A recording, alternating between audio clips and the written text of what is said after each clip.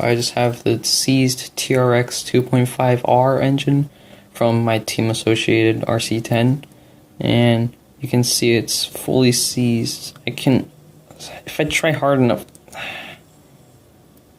I can almost spin it over, but I'm not gonna. So you can see this one has not been run in a while. You can tell from the air filters it's completely done for.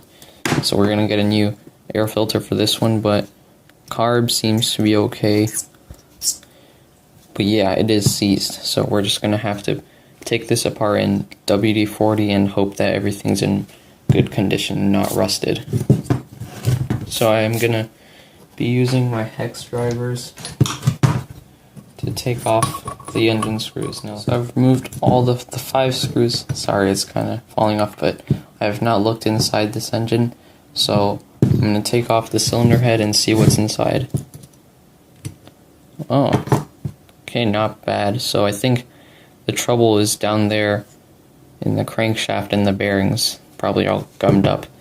But piston and sleeves looks to be good, and even if they aren't, we can always just buy spare parts from eBay. The only reason I wanted to use this engine over the AE15 was because of the parts availability. Now, you can see there it's pretty clean. Just let it focus a little bit. But it's not that worn out. As far as I can tell, it's a little bit brown right there, but it should be fine. So now I'm just going to take off the exhaust manifold, the pull start, and just take off the back plate.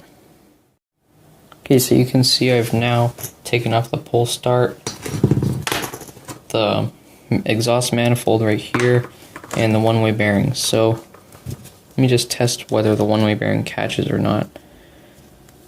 Okay, yeah, it catches, so you can see I can turn it this way, but I can't turn it the other way. So that's good. So yeah, this all looks fairly clean. We're just going to take off the back plate right now. So I've taken out all the screws right here. You can see the 4 cap screws. I'm going to take off the back plate now. Oh, there we go. Okay, so that actually doesn't look too bad. Let's have a look right there, but yeah, it doesn't look too bad. Let me just zoom in there for you. But yeah, the O-ring is in good condition. Yep, don't think that's rust, that's just probably just the oil. But yeah, the shaft is in good condition. So I'm just gonna wipe this off a little bit with my rag. Yeah, that might actually be some rust, but it doesn't really matter. As long as it's not in the piston and sleeve or the bearings, that's all good. So yep, this rotates nice and freely. Just put some after-on oil in there later. So yep, there's our engine. Looks clean. So yeah, connecting rod actually looks pretty good. Can try to spin it over if I give a lot of. So I'm gonna actually just put some WD-40 in here and hope it frees up. Okay, so I'm back from the garage, and I did put a lot of WD-40 on mostly around this area and also around the piston and sleeve. And it seems to have worked pretty good. I can spin it pretty free now.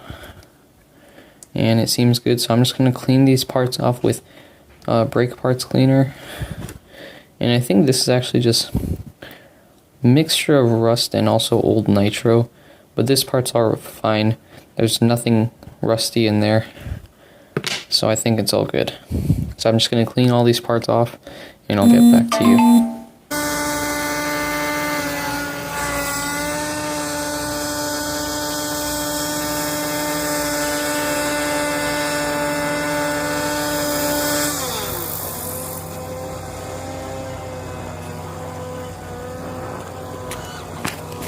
Okay, so I've now fully cleaned everything with Simple Green and then just brake parts cleaner. So you can see the block is now very clean, and I put some after-on oil in again. So it spins very clean, it spins very freely.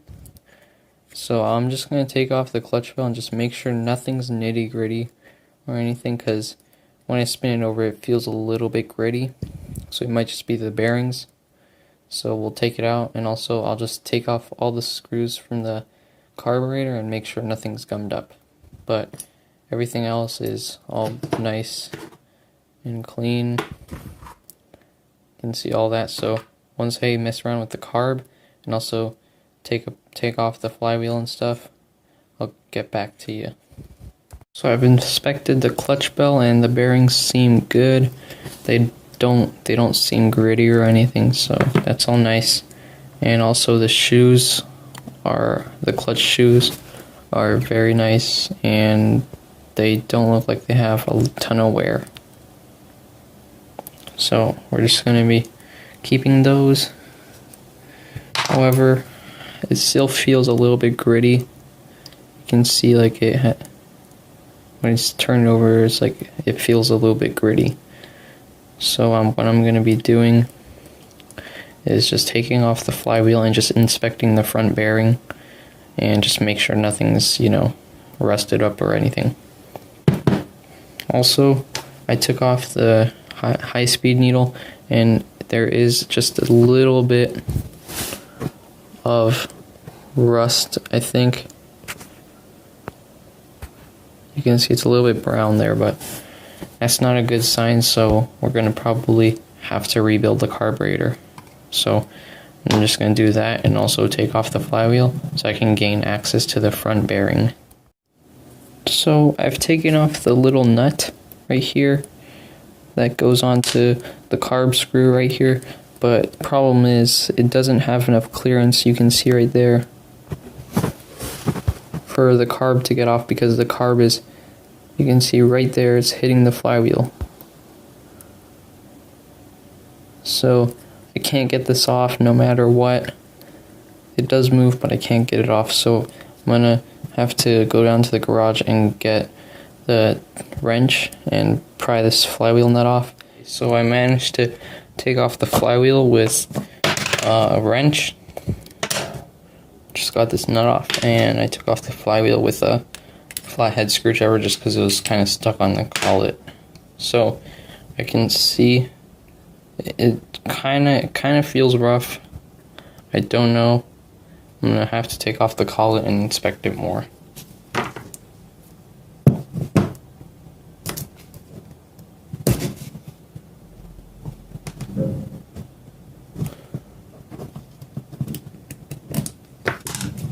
So there we have the collet out, and I'm just gonna try to take out the con rod.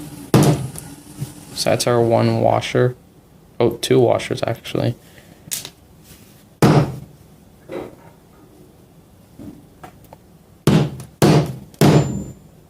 So I've gotten the crankshaft out. I just put the engine block in a vise, and then I just hammered the pilot shaft until it just popped out. So the crankshaft seems like it's in good shape. No excessive wear or anything. Looks like there's a little bit of rust, I think, but it's just a little bit of surface rust. That's all perfectly fine.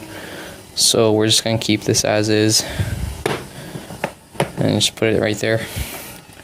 Also take out the carb. Okay, so the seal's down there. I don't know if you can see that down there, but the seal, there's a red seal right there, right in the inside right there. I'm just gonna keep it there. It seems fine. If I have carb leaking issues, I can just always buy a new one. And then here's our carb screw right there. It's kind of shaped like that. Let's keep that with the carb and the nut. And so here we have access to our bearings.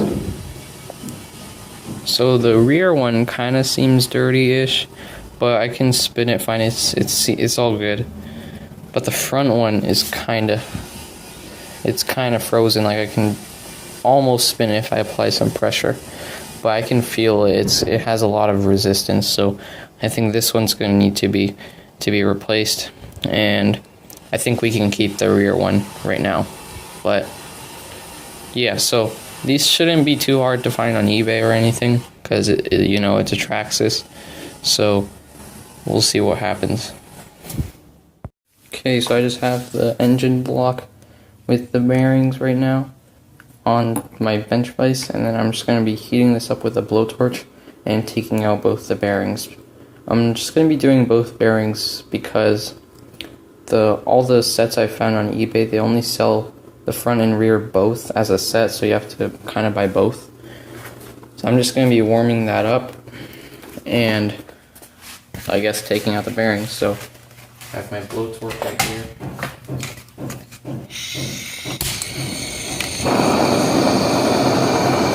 And I'm just going to be warming this up.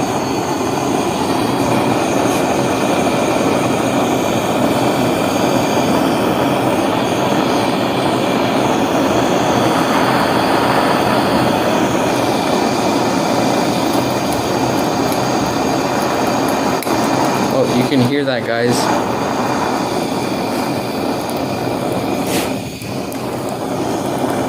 You can hear that sizzling.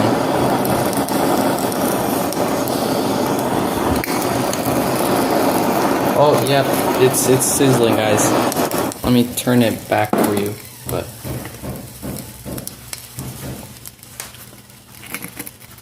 I don't know if you can see that. Oh, that feels good. Alright, I'm gonna be bumping these down on here.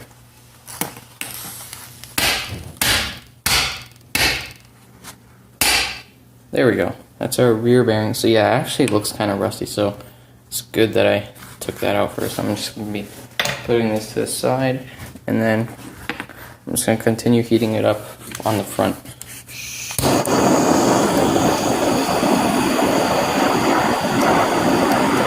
The seal's starting to deform. I don't care. This bearing is toast anyways, so we're not going to be using it.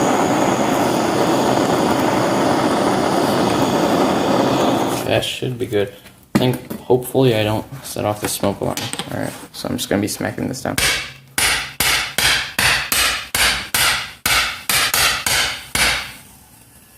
Still no. Okay, let me try pushing down on it with something. I'm just going to heat it up a little bit more and see if that helps. And then I'm going to use just a screwdriver thing to pop it out from the back.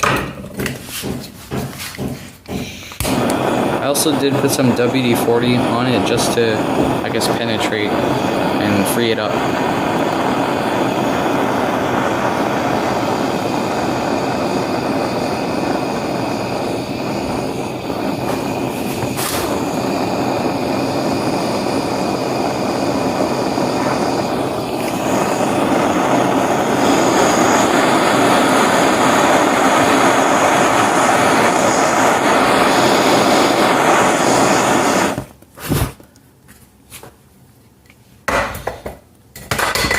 Okay, so I'm just gonna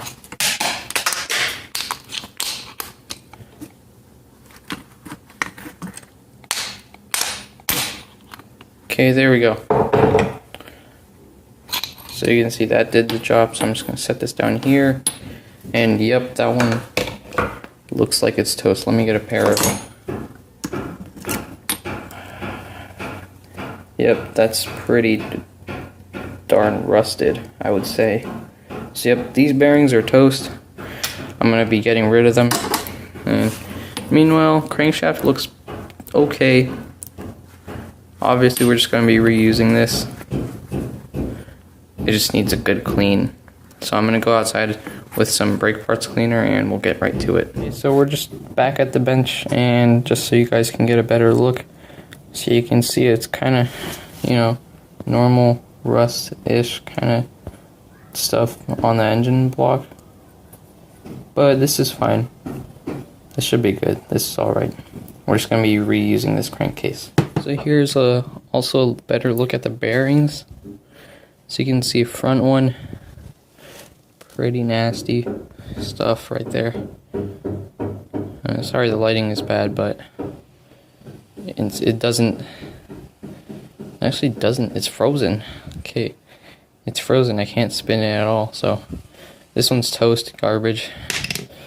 And then the rear one, it seems fine, but it's a little bit dirty, I guess, so we're just going to be replacing both of these, and we should have a good engine.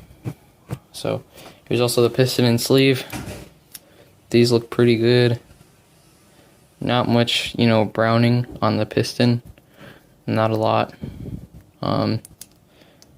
Tight fit. It's all good. So we're just going to be reusing everything except for the bearings, and once the bearings arrive, I'll do another video on that. That's it for this video. Thanks for watching. See you later, Nitro Gang.